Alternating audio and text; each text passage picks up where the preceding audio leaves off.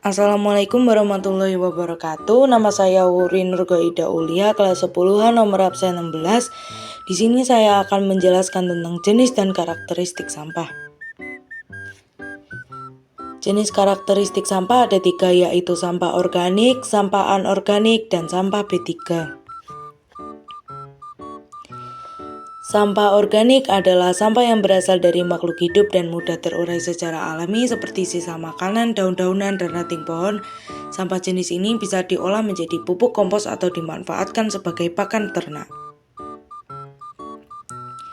Sampah organik memiliki beberapa sifat utama. Yang pertama, mudah membusuk, kedua, berbahan alami, ketiga, kandungan air, keempat, dapat didaur ulang, dan kelima, potensi bau tidak sedap.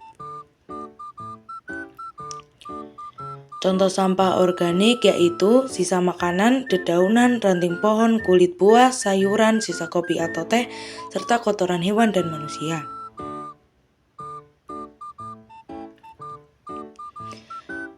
Potensi sampah organik yaitu jika tidak dikelola dengan baik dapat menimbulkan bau tak sedap dan menjadi sarang penyakit. Pengelolaan sampah organik yaitu dapat diolah menjadi pupuk kompos. Nah, di sini saya akan menjelaskan tentang sampah anorganik.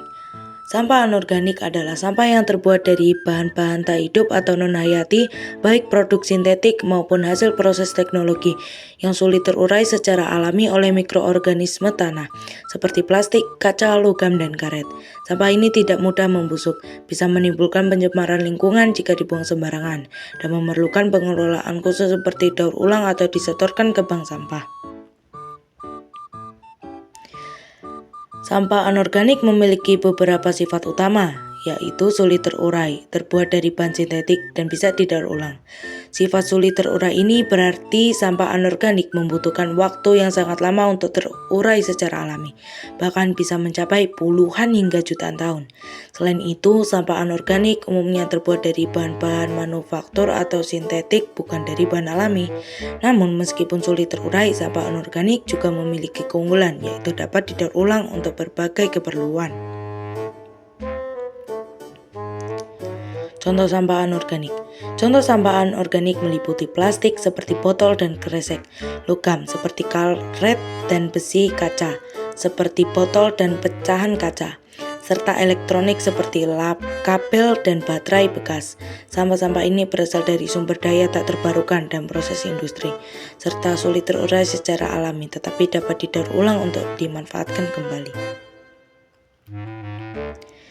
Potensi sampah anorganik yaitu upcycling dan daur ulang untuk diolah menjadi produk bernilai lebih tinggi, menciptakan ekonomi sirkular serta mengurangi ketergantungan pada sumber daya alam dan jumlah sampah di tempat pembuangan akhir. Pengelolaan sampah anorganik yaitu mengurangi sampah di sumber, menggunakan kembali sampah dan mendaur ulang sampah menjadi produk baru. Nah, terakhir saya akan menjelaskan tentang sampah B3. Limbah B3 merupakan singkatan dari limbah bahan berbahaya dan beracun. Digolongkan sebagai limbah B3 bila mengandung bahan berbahaya atau beracun yang sifat dan konsentrasinya, baik langsung maupun tidak langsung, dapat merusak atau mencemarkan lingkungan hidup atau membahayakan kesehatan manusia. Sifat sampah B3 atau yang disebut bahan berbahaya dan beracun meliputi mudah meledak, mudah terbakar, reaktif, mudah bereaksi dengan bahan lain, beracun, merusak kesehatan manusia atau hewan, korosif, merusak material dan jaringan hidup, dan infeksius, mengandung patogen penyebab penyakit.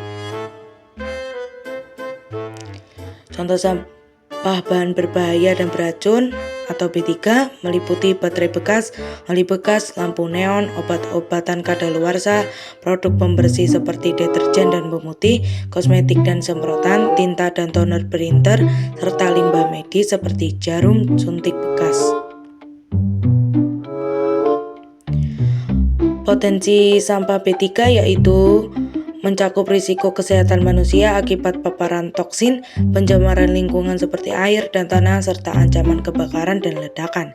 Pengelolaan sampah B3 bertujuan mencegah pencemaran lingkungan dan melindungi kesehatan masyarakat melalui proses minimasi, pemilahan, penyimpanan, pengumpulan, pengangkutan, pengolahan dan penimbuhan akhir. Kesimpulannya yaitu kesimpulan utamanya adalah sampah dibagi menjadi sampah organik mudah terurai seperti sisa makanan, anorganik sulit terurai seperti plastik dan logam namun bisa didaur ulang, dan B3 bahan berbahaya dan beracun yang memerlukan penanganan khusus karena sifatnya merusak lingkungan dan kesehatan. Penanganan yang tepat untuk setiap jenis sampah ini sangat penting untuk menjaga pencemaran lingkungan dan menjaga kelestarian bumi.